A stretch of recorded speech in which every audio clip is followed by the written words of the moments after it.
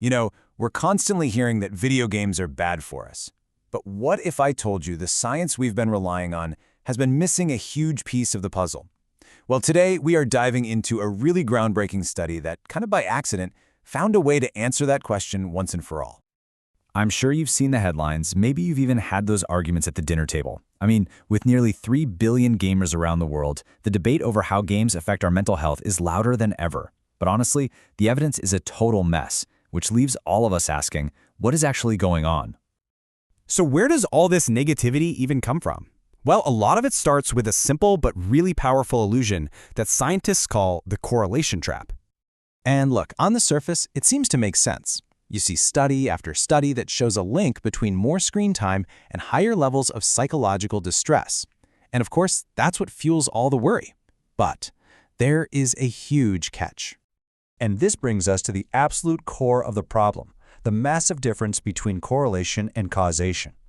See, correlation just means two things are happening around the same time. For instance, maybe people who are already feeling down are just more likely to pick up a controller to unwind. That doesn't mean the game caused them to feel down. Causation, on the other hand, means one thing makes the other thing happen. And proving that, it's been almost impossible, until now. And that brings us to, of all things, the COVID-19 pandemic. Right, amidst all the chaos and the challenges, it created the absolute perfect conditions for a truly one-of-a-kind natural experiment. Okay, so picture this. It's between 2020 and 2022. In Japan, everyone's stuck at home because of lockdowns, and demand for consoles like the Nintendo Switch and the PlayStation 5 just goes through the roof. But supply chains are a disaster, so there's nowhere near enough to go around. This is where retailers had to get creative. And this is where it gets so incredibly clever. Retailers started using lotteries to decide who got the chance to buy a console, and in doing that, they accidentally created a perfect randomized controlled trial. You suddenly had a treatment group, the lucky lottery winners, and a control group, everyone who didn't win. And because winning was completely random, researchers could finally isolate the true causal effect of what happens when you get a new console. So, the stage is set. After decades of just going back and forth, what did this powerful, unexpected experiment actually show us? Well, the results, they might just surprise you. And here it is, straight from the study published in Nature Human Behavior. It completely flips the popular story on its head.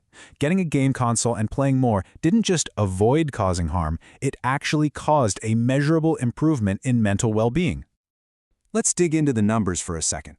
For the new Nintendo Switch owners, the study found a drop in psychological distress of 0.6 standard deviations. Now, if you're not a statistician, let me just tell you, in this kind of research, that is a seriously big number. That's a huge effect. But what does a number like that actually mean for a person? Well, the researchers themselves called it a perceptible improvement. This wasn't some tiny statistical blip that only a computer could find. No, this was a change big enough for people to actually feel better in their day-to-day lives. I mean, you can see it right here. The lottery winners, the ones who got to game more, show a really clear, measurable boost in well-being compared to those who didn't win. The proof is right there in the data. But the story, it gets even more fascinating. Because what this study also revealed is that the positive effects of gaming aren't some universal thing. It turns out the little details, the context, really, really matter. So, get this. The type of console you play makes a huge difference. The Nintendo Switch, for example, was amazing at reducing psychological distress, especially for teenagers and more casual gamers. The PlayStation 5, on the other hand, was better at increasing overall life satisfaction, and that effect was stronger for adults and more, hardcore gamers. And the nuances just keep coming. The researchers found that the benefits of gaming also depended on things like your age, your gender, and even whether or not you have kids living at home. It is crystal clear that a one-size-fits-all answer just doesn't work here. Okay, so what about the million-dollar question? How much is too much? Well, the study found a sweet spot. The psychological benefits were strongest for people playing up to 3 hours a day. After that mark, the positive effects started to fade a little. So, yeah, it seems there's a limit. So after all of this, what's the big takeaway? I think it's that we have to move past this simple screen time is bad argument. We need to have a much smarter, much more nuanced conversation.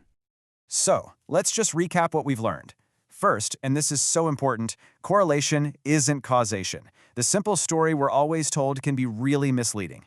Second, when you can actually test for causation, it turns out gaming can actually make people feel better. Third, these effects are super personal. It really matters who you are, what you play, and for how long. And finally, all of this proves that the very concept of screen time is just a massive oversimplification. This research really just blows up the whole good versus bad debate. It pushes us away from these blanket statements and towards a more personal, more contextual understanding. And that leaves us with one final thought to chew on. If the impact of our digital lives depends this much on context, how do we change the entire conversation to actually reflect that reality?